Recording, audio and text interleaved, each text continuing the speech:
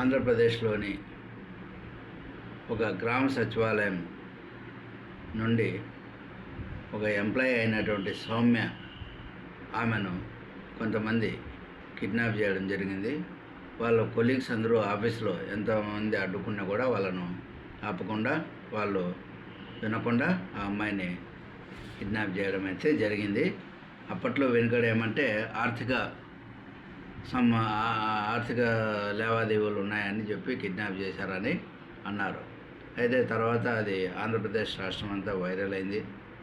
పోలీసులకు వెంటనే వాళ్ళ కొలీగ్స్ సమాచారం ఇచ్చారు.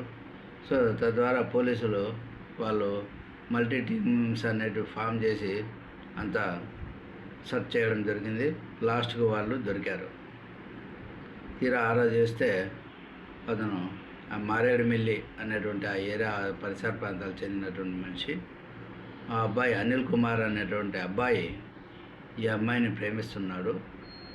అయితే ఈ అమ్మాయి వాళ్ళ తల్లిదండ్రులు కూడా చెప్పినారంట. వాళ్ళ తల్లిదండ్రులు కూడా తెలిస్తే వాళ్ళు పెళ్ళి చేయమంటే పెళ్ళి చేయము, మాకు ఇంట్రెస్ట్ లేదని చెప్పారు.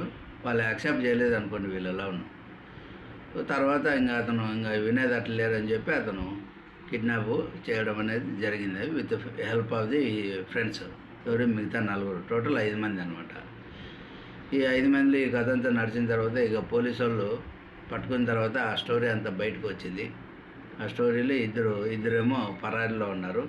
టోటల్ 5 మందిలో 3 కిడ్నాపర్స్, 2 పరారీలో ఉన్నారు. వాళ్ళని కూడా పట్టుకుంటామని అంటున్నారు. కాకపోతే ఇంకా స్టోరీ ఎందుకు వాళ్ళ పేరెంట్స్ వద్దన్నారని చూస్తే, సో ఈ అనిల్ కుమార్ అనేటువంటి అబ్బాయి పైన NDPS అంటే గంజాయి అవన్నీ కూడా మార్గద్రవ్యాల పైన ఇతను మార్గద్రవ్యాలు అవన్నీ సర్క్యులేట్ చేస్తుంటారని చెప్పి అతన్ని లాస్ట్కు వాళ్ళకి తెలిసినట్లుంది, వాళ్ళు ఒప్పుకోలేదు. సో టోటల్గా ఇతను ఈ నేరానికి ముందు ఇతని పైన అనిల్ కుమార్ అనేటువంటి అబ్బాయి పైన 5 కేసులు ఉన్నాయి. ఇప్పుడు ఇదొకటి 6వది. కాబట్టి ఈ విధంగా కేసులు ఉన్నాయి కాబట్టి తల్లిదండ్రులు ఒప్పుకోలేదు. ఎట్లయినా కూడా ఈ అనిల్ కుమార్ అనేటువంటి అబ్బాయి ఆ అమ్మాయిని గ్రాప్ చేయాలా, సొంతం చేసుకోవాలా అనేటువంటి ఉద్దేశంతో with the help of his friends 5 మంది ఫ్రెండ్స్తో కలిపి అందరూ కలిసి ఆ అమ్మాయిని కిడ్నాప్ చేయడం జరిగింది. అయితే ఈ అమ్మాయిని కిడ్నాప్ చేయాలా అనేటువంటి ఇప్పుడు ఇద్దరిని ఇంకా అరెస్ట్ చేయలేదు, వాళ్ళు అబ్స్కాండింగ్లోనే ఉన్నారు. సో వాళ్ళు ప్లాన్ చేశారంట. అసలు గ్రామ సచివాలయంలో ఎంతమంది ఎంప్లాయీస్ ఉన్నారు, అసలు కిడ్నాప్ చేయడానికి అవకాశం ఉందా లేదా, ఇవన్నీ కూడా బేరీజ్ చేసి ఆ తర్వాత ఫోర్స్ఫుల్గా ఏదో విధంగా కిడ్నాప్ చేసుకొని ఆ తర్వాత వాళ్ళు సినిమాలో మాదిరిగా ఏదో విలన్ను మారుస్తూ అంటారు, మనందరం చూసే ఉంటాం. అవన్నీ కూడా ఇట్లా ఇక్కడ నుంచి కొంత దూరం తీసిపోయి ఒక కారు, అక్కడ నుంచి ఇంకో కారు, అక్కడ నుంచి ఇంకో కారు, ఈ విధంగా కార్లు మారుస్తూ అలా వెళ్ళాడు. సినీ ఫకీర్లో నడిచిందనుకోండి ఆ కిడ్నాప్ డ్రామా అంతా. నిజంగా ఇంత చేయాల్సిన అవసరం ఉందంటే మళ్ళీ వాళ్ళ ప్లాను, వాళ్ళ స్ట్రాటజీస్ అలా ఉన్నాయన్నమాట. కాబట్టి ఇవన్నీ కూడా నేరం కిందకి వస్తుంది, కిడ్నాప్ దాని కింద.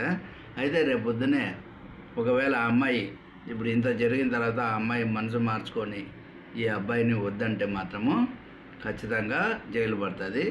లేదు ఆ తల్లిదండ్రులు కూడా వద్దనడానికి పరిస్థితులు అట్లనే. ఎందుకంటే ఈ అబ్బాయి పైన ఆల్రెడీ 5 క్రిమినల్ కేసెస్ పెండింగ్ ఉన్నప్పుడు ఎవరు ఒప్పుకుంటారు? రేపు జైలుకి వెళ్ళిపోతే ఈ అమ్మాయి పరిస్థితి ఏంటి?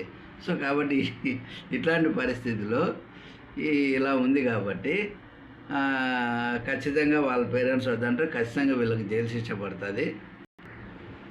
వీళ్ళకు తక్కువ అంటే 10 ఏళ్ళ వరకు జైలు శిక్ష పడేటట్టుంది. అయితే ఇప్పుడు పరిస్థితులు ఎట్లా అంటే, ఇప్పుడు అవకాశము ఒకవేళ ఈ అమ్మాయి పేరెంట్స్ యాక్సెప్ట్ చేసి ఇది చేస్తే కోర్టు కూడా లోక్ అదాలత్కు రెఫర్ చేసి కాంప్రమైజ్ చేయమని అడగడానికి అయితే అవకాశం ఉంది. ఎందుకంటే పెళ్లి చేసుకుంటే. అయితే పెళ్లి చేసుకున్న తర్వాత ఈ అబ్బాయి రేపు పొద్దున్న ఎలా ఉంటాడు ఏంటి, ఎలా ఉండడం కాదు, ఆల్రెడీ NDPS కేసెస్ పెండింగ్ ఉన్నాయి కాబట్టి అతను ఎట్టి పరిస్థితుల్లో బయట ఉండడం అనేది కుదరదు. అంటే ఆ కేసులు కానీ ఆ కేసులు కోర్టు ముందు నిరూపణ అయితే ఖచ్చితంగా 10 ఏళ్ళు జైలు పడుతుంది 5 కేసులు ఉన్నప్పుడు. 5 కేసులు అనేది ఒక కేసుకు ఆ ఎన్డీపీఎస్ నేరాలే అట్లాంటివి డ్రగ్స్ సప్లై అనే దానికి ఎందుకు వస్తాయి అవన్నీ. కాబట్టి ఖచ్చితంగా ఈ అబ్బాయి అనేది జైలుకు పోవడం జరుగుతుంది. దీంట్లో కూడా కాంప్రమైజ్ అయ్యేటువంటి అవకాశం కూడా ఏం లేదనమాట. ఎందుకంటే ఆ అబ్బాయికి ఒకవేళ పెళ్లి చేసినా కూడా రేపు జైలుకి వెళ్తే ఈఎంఐ పరిస్థితి ఏంటి, ఎవరు పట్టించుకుంటారేంటి అనేది ఒక పాయింట్ అనేది ఉంది అనమాట. కాబట్టి అంత ఈజీగా కాంప్రమైజ్ అయినటువంటి విషయం ఏం కాదు. Thank you very much.